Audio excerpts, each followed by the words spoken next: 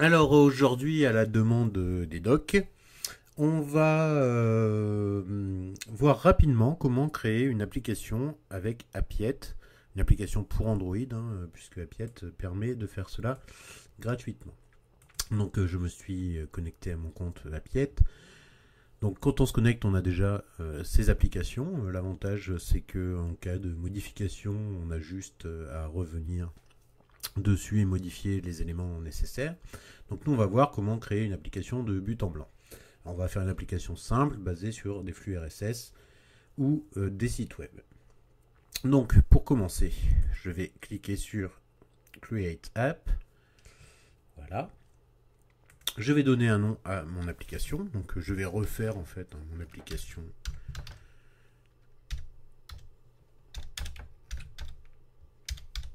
d'information sur les nouvelles technologies dans l'éducation. Voilà.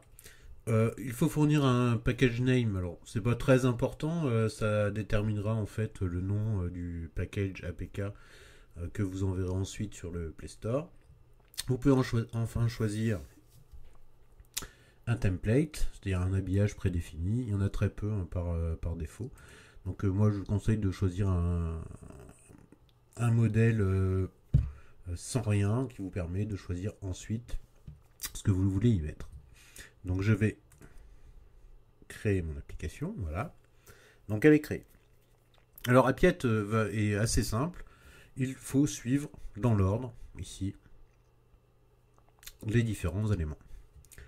Donc on choisit le nom, on lui a donné au départ, la version. Alors ma version, ici, moi c'est la deuxième complète. Les icônes qui apparaîtront. Donc je vais choisir mes icônes habituelles. L'icône de notification, ce qui apparaîtra dans la barre de notification. Donc là, je conseille de choisir une icône extrêmement réduite, puisque dans la barre de notification sur un téléphone, il vaut mieux. Et enfin, l'image qui apparaîtra à l'ouverture. Vous pouvez laisser blanc, il n'y a pas de... Il n'y a pas d'obligation. Voilà. Donc j'ai mes trois icônes. On peut choisir le contenu. Alors, en gros, c'est visible par tout le monde. Donc je laisse vide. Si votre application nécessite, on va dire, un certain âge pour être consulté, précisez-le, ça permettra au Play Store de le mentionner. Donc je sauvegarde. Ah pardon. C'est pour tout le monde. Je sauvegarde. C'est la base. Il n'y a pas encore d'habillage ni quoi que ce soit. L'essentiel de ce que vous aurez à faire, c'est de fournir des modules. Alors par défaut, l'application contient des modules. Nous allons les supprimer puisqu'ils ne nous servent à rien. Donc pour supprimer un module, on clique sur le module et on le désactive.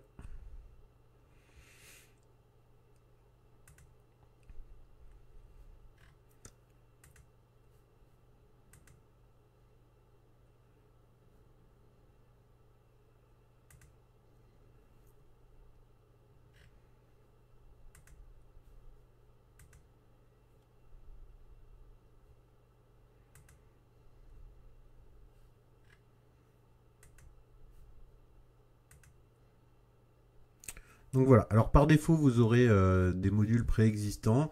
C'est les modules qui permettent de télécharger certains éléments, de synchroniser, de changer le thème, c'est-à-dire que l'utilisateur pourra choisir entre plusieurs thèmes, les réglages pour les notifications, etc. Donc ça par défaut, ça va subsister. Donc là, nous n'avons que les modules par défaut, nous avons ajouté nos propres modules. Alors vous avez le choix entre plusieurs modules, donc différents modules de flux, c'est ce que nous allons utiliser, c'est-à-dire que votre application va aller chercher les nouveautés d'un site et les afficher dans votre application. Des modules web, donc ça vous permettra de créer une page web en direct ou d'afficher une page web. Et enfin d'autres modules de différents services web. Après, à vous de voir, mais si vous avez un blogueur par exemple, ou si vous utilisez Flickr ou Pinterest, vous pourrez afficher vos nouveautés dans votre application. Et enfin, un dernier module assez intéressant, Group Divider, qui en fait vous permet de séparer en différents blocs l'affichage de votre application. Donc, vous allez le voir, on va créer un nouveau module. Donc, on va prendre un flux. Voilà. Donc, vous lui donnez un nom. Donc là, je vais afficher mes derniers tutoriels.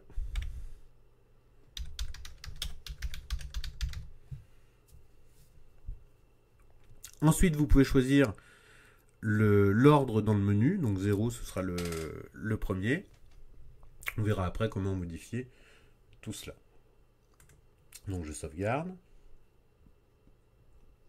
Ensuite, il faut renseigner l'adresse de ce flux.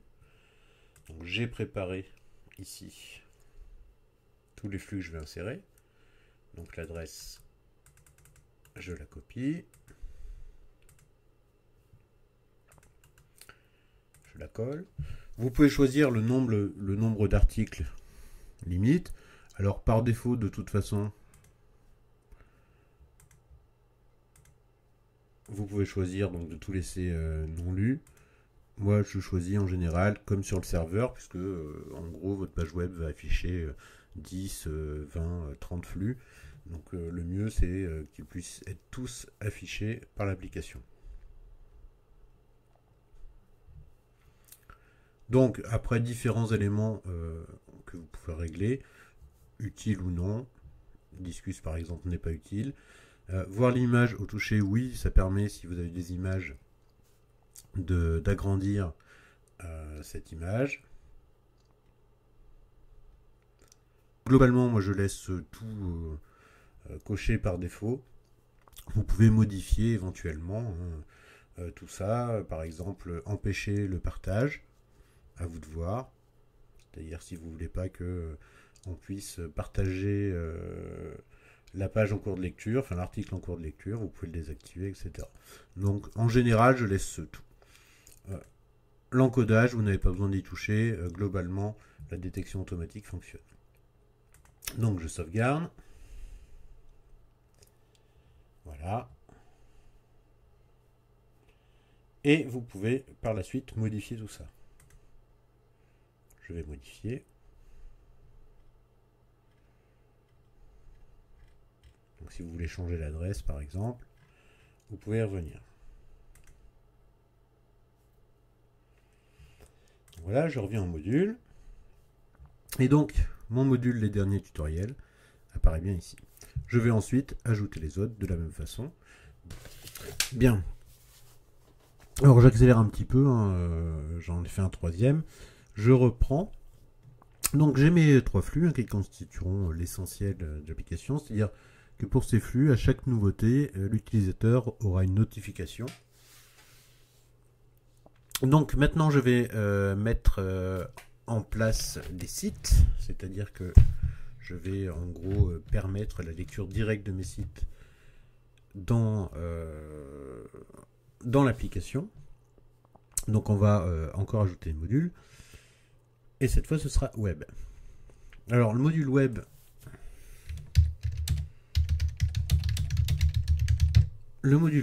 permet d'afficher, donc pareil, on donne un titre à ce module. On sauvegarde. Le module web permet d'afficher l'intégralité d'un site web.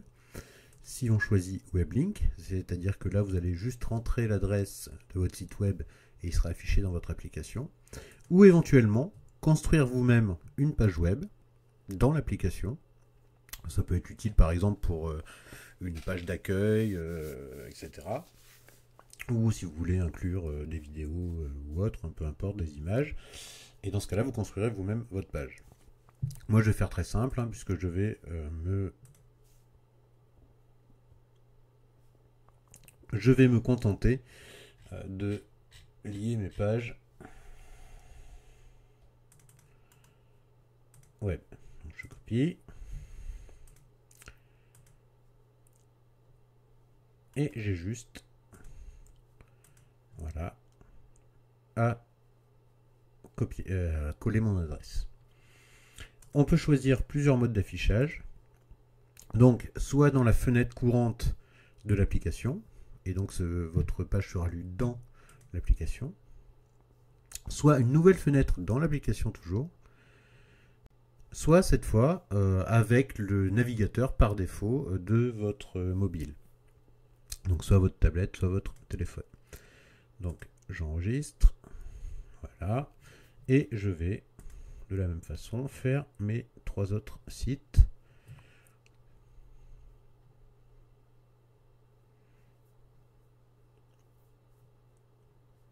Donc module web.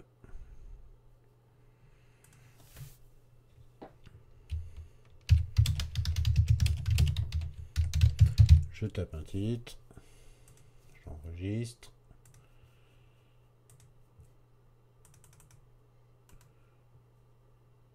Je copie l'adresse.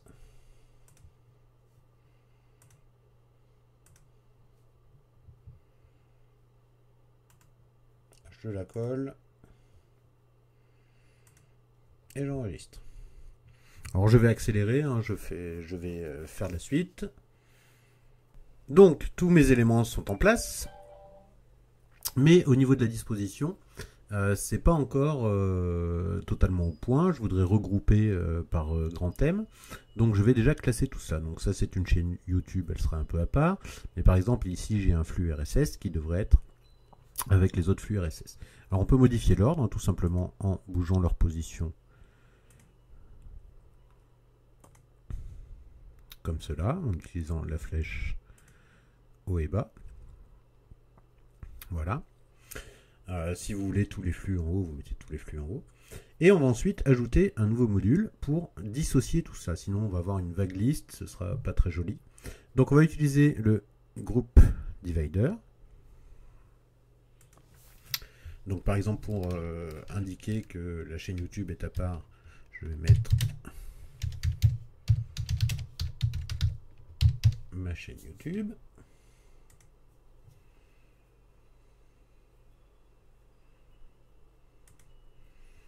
Et on va l'appeler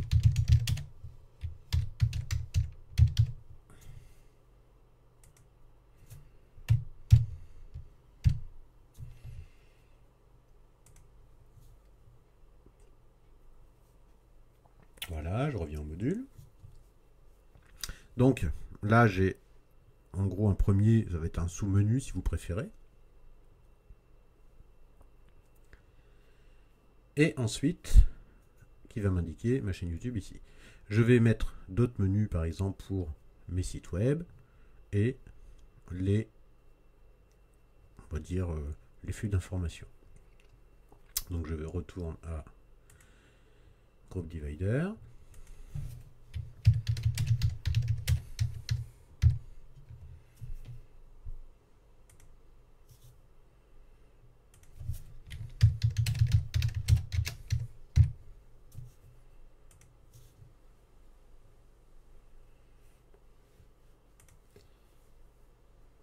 Voilà.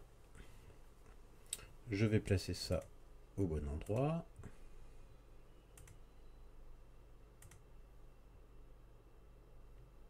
S'il veut bien. Hop. Donc voilà, au-dessus de mes sites web, je me retrouve avec tout cela. Et j'en fais un troisième pour mes flux RSS, on va dire les nouveautés. Donc un nouveau groupe divider.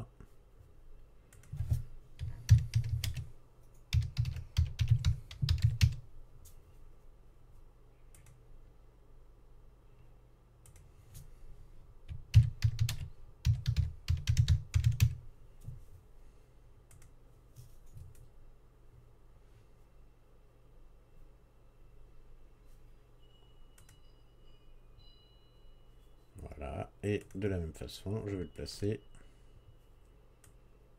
au bon endroit.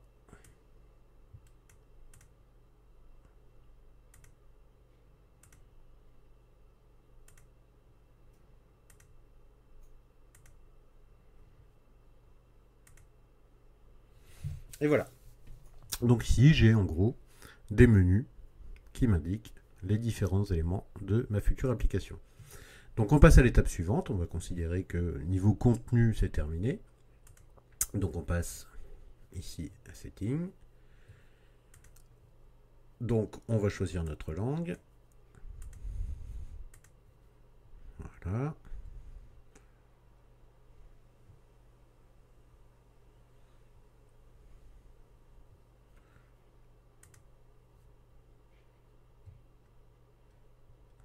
Alors le splash screen, c'est l'image qui va se lancer au lancement de l'application. Vous pouvez en mettre une ou pas. Je mets toujours la même personnellement. On va mettre celle-ci. On peut choisir un thème.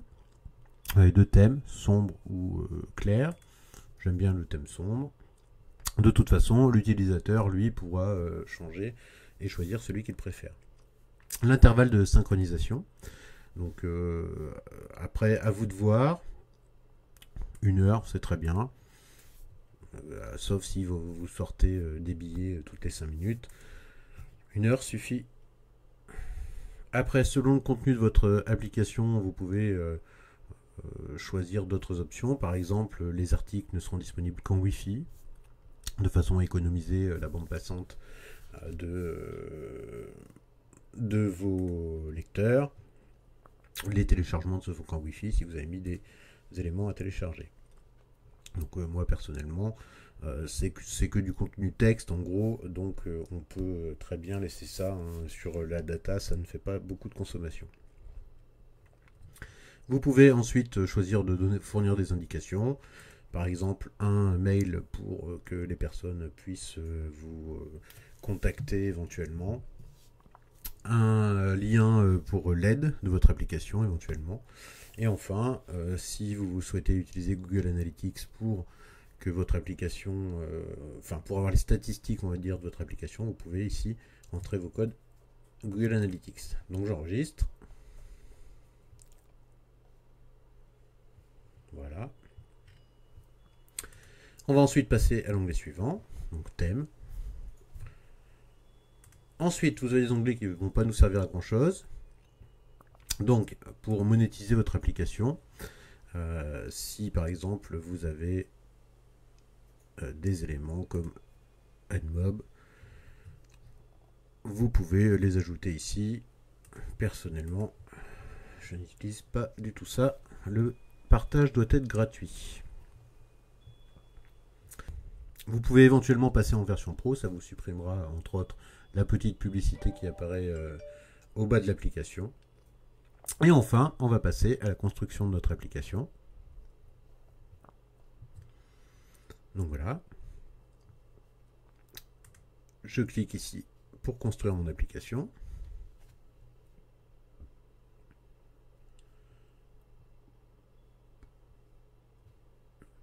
Voilà, il n'y a plus qu'à attendre. Donc en gros, il me dit ici que dans 30 secondes, ce sera fait. On reçoit un mail éventuellement de confirmation.